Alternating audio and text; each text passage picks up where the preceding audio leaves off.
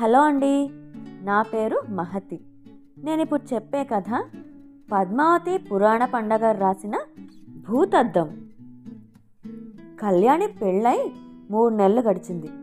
కూతురు పెళ్ళికి కట్నమేమీ లేదు, కానీ కానుకలు ఘనంగా ముట్టజెప్పారు ప్రకాశం రమణి దంపతులు.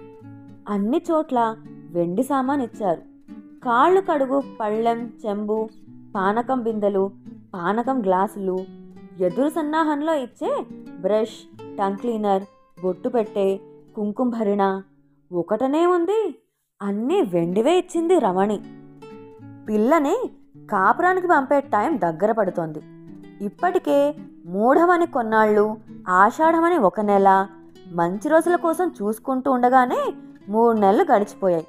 ఎట్టకేలకి మంచి రోజు చూసి కాపురానికి ముహూర్తం పెట్టారు. కొత్త కాపురానికి కావాల్సిన కంచాలు, గిన్నెలు, కొన్ని డబ్బాలు వగైరా వగైరా కొనేశారు. కళ్యాణి ఇంట్లో కట్టుకోవడానికి కొన్ని, బయటకు వెళితే కట్టుకోవడానికి కొన్ని, పార్టీవేర్ అని కొన్ని, చీరలు, డ్రెస్లు కొనిపెట్టింది రమణి. ఈ 3 నెలల్లో ఏది గుర్తు వస్తే అది కొనేసి పక్కన పెట్టేశారు. కొన్నవన్నీ లిస్టు రాసేశారు. కావలసిన ఇతర సామాను ముందే కొనిపెట్టారు ప్రకాశం గారు. మంచం, బీరువా, ఏసీ మాత్రం అప్పటికప్పుడు అల్లుడు ఉండే హైదరాబాద్లోనే కొని ఇద్దామని ఊరుకున్నారు. కాపురానికి వెళ్ళబోయే కూతురికి రోజుకోసారి జాగ్రత్తలు చెబుతూనే ఉంది తల్లి రమణి. మధ్య మధ్యలో, మీ వదినలా చేతులుపుకుంటూ వెళ్లాల్సిన కర్మ నీకు లేదు. అన్నీ ఉన్న ఇల్లే కదా వదిన గారు, మళ్ళీ ఎందుకు అన్నీ కొనడం? సామానుకు బదులు ఈ 1,00,000 రూపాయలు ఉంచండి అంటూ ఓ చెక్కు ఇచ్చి చేతులు దులుపుకున్నారు వాళ్ళు. మీ వదిన మీ అన్నయ్యని తీసుకుని వేరే వెళ్ళిపోయింది. అన్నీ కొనుక్కున్నారు. బోలెడు ఖర్చయింది. నీకు ఇప్పటి వరకు కొన్నవి 2 లక్షలు దాటాయి. ఇంకో 1,00,000 పైన ఖర్చుంది. అయినా బికార్లా, ఏమీ లేందాన్లా నీకేం కర్మ? నేను నిన్ను అలా పంపను. ఇంటెడు సామాన్లు, అవి కూడా ఖరీదైనవే కొన్నాను.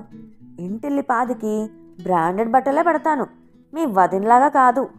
మీ అత్తగారు నీ సారె చూసి కళ్ళు తిరిగి పడిపోవాలి అంటూ కళ్ళు చేతులు తిప్పుకుంటూ కోడలిని దెప్పుతూనే ఉంది. ఎప్పుడు సందర్భం దొరికితే అప్పుడు కోడల్ని ఆడిపోసుకుంటుంది రమణి. ఇంతలోనే ఏదో గుర్తు వచ్చింది దానిలా. అత్తగారిని మరీ నెత్తినెక్కించుకోకు. నీ మొగుడు నీ ఇల్లు అని గుర్తుపెట్టుకో. చుట్టాలని పక్కాలని వస్తే చాకరీ చేస్తూ కూర్చోకు అంటూ కాసేపు ఇలా కాసేపు అలా సగటు తల్లిలా చెప్తూ ఉంటుంది. సందు దొరికితే చాలు కోడల్ని, ఆమె పుట్టింటిని ఏదో ఒకటి అనకపోతే తోచదు. కళ్యాణి వెళ్లే రోజు దగ్గర పడింది.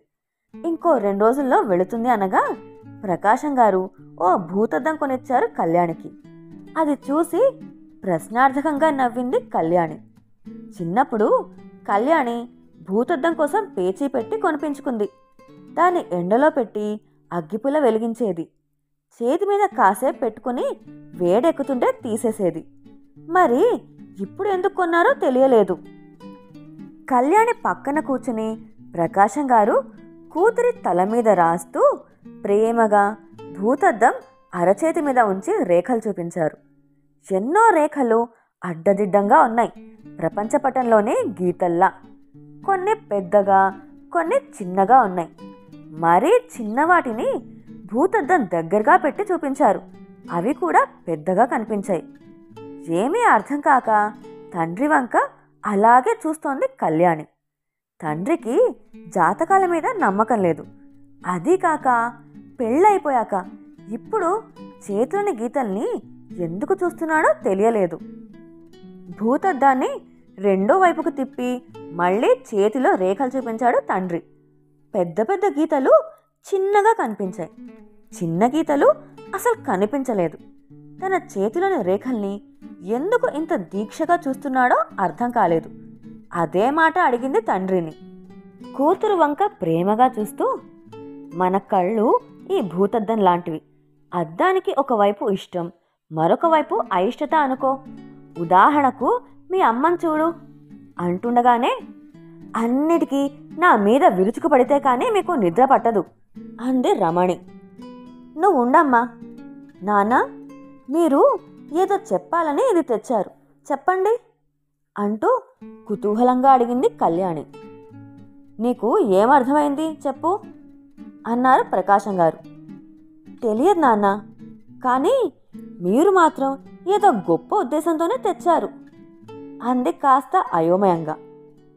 కాసేపు ఈ భూతద్దం మీ అమ్మ అనుకో అన్న ప్రకాశం మాట పూర్తవకుండానే, నిజమే, నేను భూతాన్ని, దెయ్యాన్ని, చివరికి ఇంతే, తండ్రి కూతురు ఒక్కటే. అయ్యో, పిల్ల అత్తారింటికి వెళుతోంది, ఎలా ఉంటుందో అని నేను భయపడుతుంటే అంటూ కొంగుతో ముక్కు మొహం తుడుచుకుని విసవిసా వెళ్ళిపోయింది. చూడు తల్లి, మీ అమ్మనే ఉదాహరణకు ఎందుకు చెప్తున్నా అంటే, ఆవిడ నీకు తల్లి.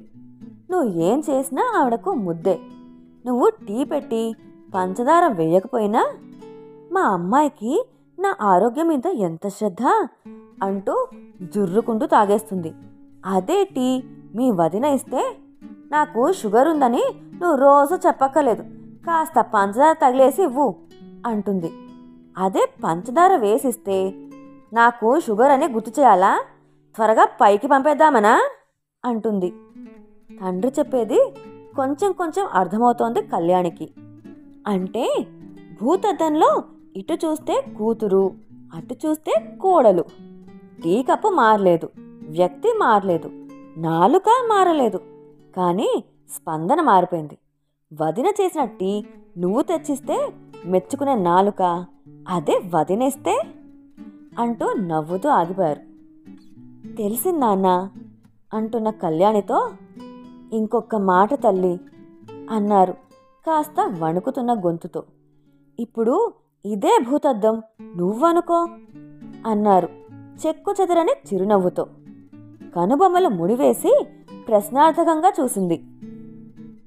పుట్టింట్లో తల్లితో గొడవలు పడతాం, వాదిస్తాం, తర్వాత మర్చిపోతాం అంటూ కాస్త ఊపిరి పీల్చుకున్నారు.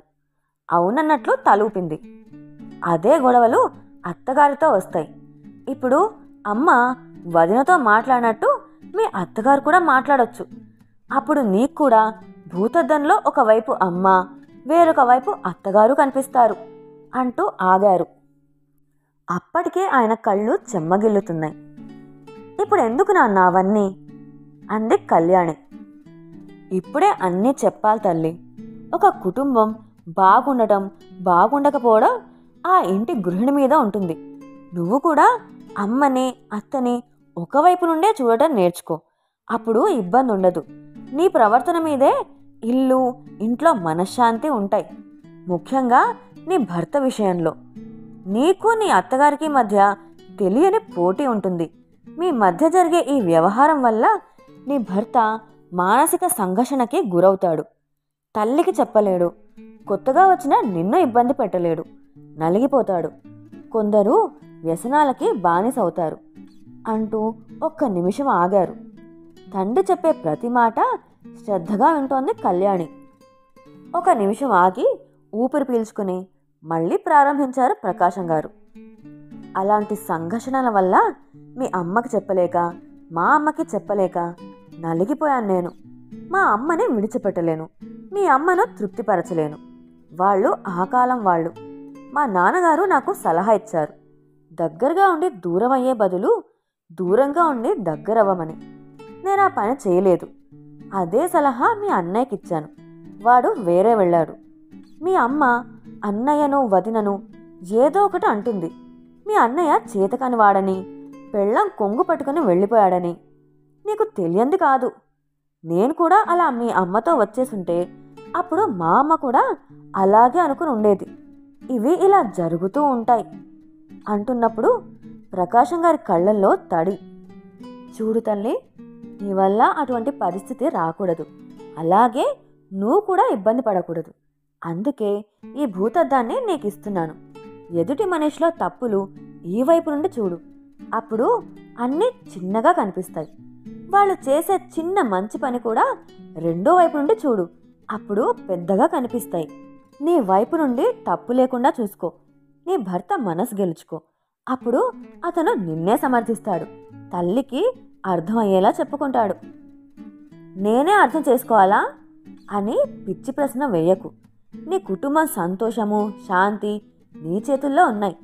అత్తగారు ఏదైనా చెప్పినా అమ్మ చెప్పినట్లే అనుకో, కానీ అమ్మతో వాదించినట్లు వాదించకు అంటూ తను చెప్పదలుచుకున్నది అయిపోయినట్లుగా ఆగారు ప్రకాశం గారు. తండ్రి వంక ప్రేమగా చూస్తూ తన భవిష్యత్తుని ఆనందమయం చేసుకోవడానికి ఆ భూతద్దాన్ని తీసుకుని తన పెట్టె లోపల భద్రంగా పెట్టుకుంది కళ్యాణి.